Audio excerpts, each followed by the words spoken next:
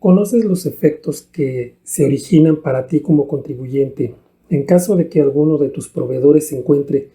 en el listado del artículo 69b del Código Fiscal de la Federación? Sabes que debes revisar estos listados con periodicidad a fin de ver si alguno de tus proveedores se encuentra ahí y que pudieras encontrarte en esa situación con alguno de tus proveedores hasta por gastos tan normales como viáticos, hospedaje, alimentación, transporte, etc. Te comentamos de qué se trata.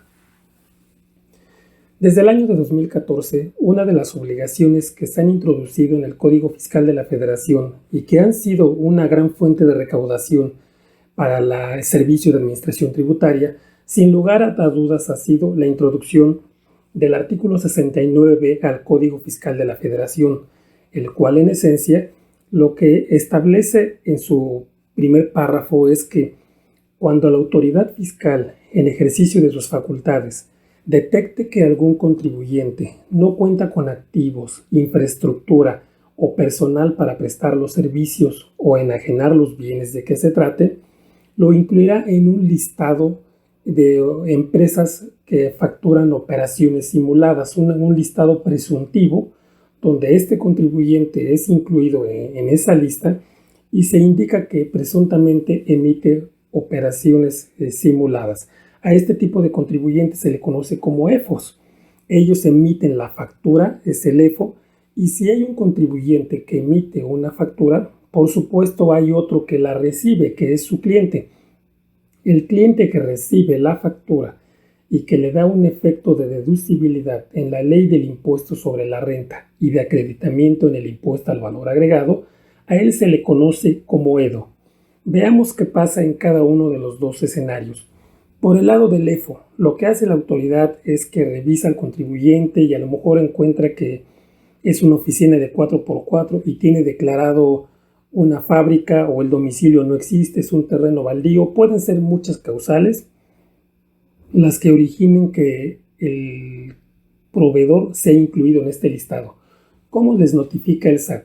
Lo primero que hace es que le envía al contribuyente, al proveedor que presuntamente tiene una operación simulada, a través del buzón tributario le envía una notificación.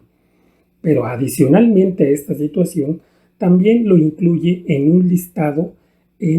a través de su página del Servicio de Administración Tributaria, www.sat.gov.mx. Ahí pueden encontrar un listado donde vienen todos aquellos proveedores que han sido considerados por la autoridad en principio como emisores de facturas falsas o facturas que son operaciones simuladas. Cuando esta obligación entró en el Código Fiscal de la Federación en el año de 2014, hubo una gran cantidad de contribuyentes que se ampararon contra esta disposición, sobre todo porque en aquellos casos en los cuales les notificaban por buzón tributario, pero adicionalmente también les hacían del conocimiento general del público por lo que es la página del SAT y el diario oficial. Lo que alegaban esos contribuyentes: oye, me estás incluyendo sin haberme dado el derecho a una legítima defensa, a mi principio de presunción de inocencia, me estás incluyendo en un listado donde dices que soy un EFO, pero ni siquiera me has dejado presentar las pruebas. Entonces, contra eso interpusieron en su caso el amparo y solicitando en su caso la suspensión del acto reclamado a fin de que la autoridad fiscal subsanara esos actos de incluirlos en el diario oficial y en su caso a través de la página del SAT y que únicamente les notificaran por buzón tributario. Recordemos que al final esto es una especie de buró de crédito. Cuando un proveedor es incluido en esa lista, en el portal del SAT o en el diario oficial, está a la vista de todo el mundo y cualquier cliente que haya tratado con este proveedor, por supuesto, ve afectada la reputación de su proveedor y muchas veces como cliente implicaba que ya no quisieran tener operaciones con este proveedor. Ahora bien, hubo casos que en algún momento ganaron algunos contribuyentes, hubo casos en contra. La Suprema Corte ejerció su facultad de atracción y a través de una contradicción de tesis estableció que no se violaba el principio de presunción de inocencia, toda vez que se permitía que los contribuyentes afectados por esta presuntiva tuvieran cierto periodo que establecido en la ley, en el Código Fiscal, para presentar las pruebas a su favor y desvirtuar esa presunción que tenía la autoridad fiscal. De ahí que, en opinión de nuestro tribunal, consideró que no se violaba este principio de presunción de inocencia y que además se trataba de proteger el interés social, es decir, que toda la comunidad, el resto de contribuyentes, conociera que posiblemente alguno de los proveedores estaba implicado como un contribuyente EFO. De ahí que este tipo de amparos pues se perdieran por esta situación. Ahora bien, ¿qué es lo que pasa con el EFO? Una vez que es publicado en el Diario Oficial, que es notificado por buzón tributario y es incluido en la página del SAT,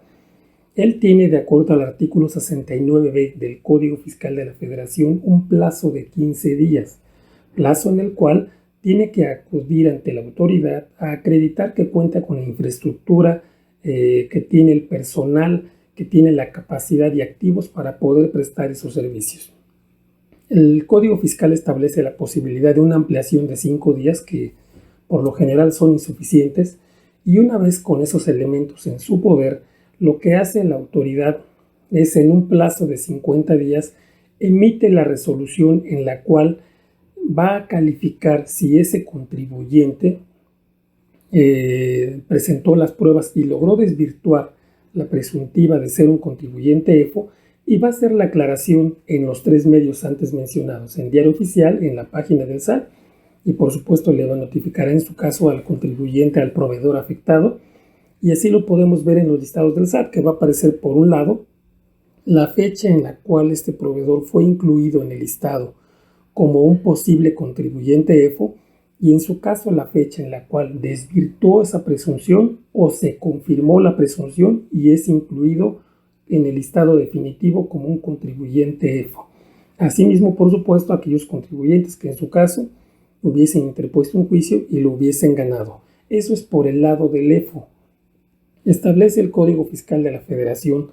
que en el caso de estos contribuyentes, los EFOs, el efecto de ser incluidos en ese listado va a ocasionar que los comprobantes fiscales que hubiesen emitido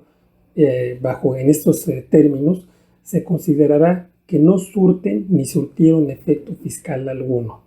lo cual nos llevaría en principio a pensar en el artículo 108 del Código Fiscal de la Federación. Ahora bien, ese es por el lado del que emite el comprobante, el EFO. ¿Qué pasa por el lado del EDO, la persona que recibe el comprobante? Lo que establece el Código Fiscal es que él tiene un plazo de 30 días para acudir ante el Servicio de Administración Tributaria a demostrar que aquellas facturas que recibió de un proveedor incluido en la lista de presuntos EFOs, que sí recibió los bienes que le vendieron o le prestaron los servicios que fueron otorgados, es decir, la materialidad de esos servicios. Aquí pueden presentarse varios escenarios, por supuesto. Habrá contribuyentes EDOs que nunca revisan los listados del SAT, y eso puede ser muy frecuente. Nunca revisan los listados, no se dan cuenta que uno de sus proveedores está en el listado,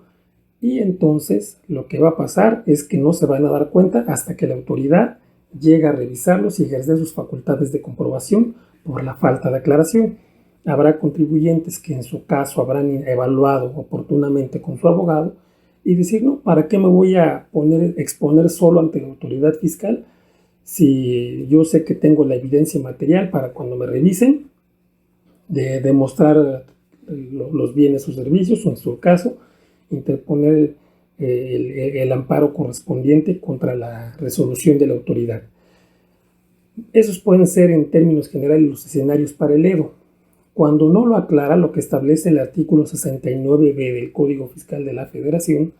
es que entonces la autoridad, cuando ejerza sus facultades de comprobación, al detectar esos comprobantes que no fueron desvirtuados por el EDO, el cliente que recibió los comprobantes de un contribuyente EFO,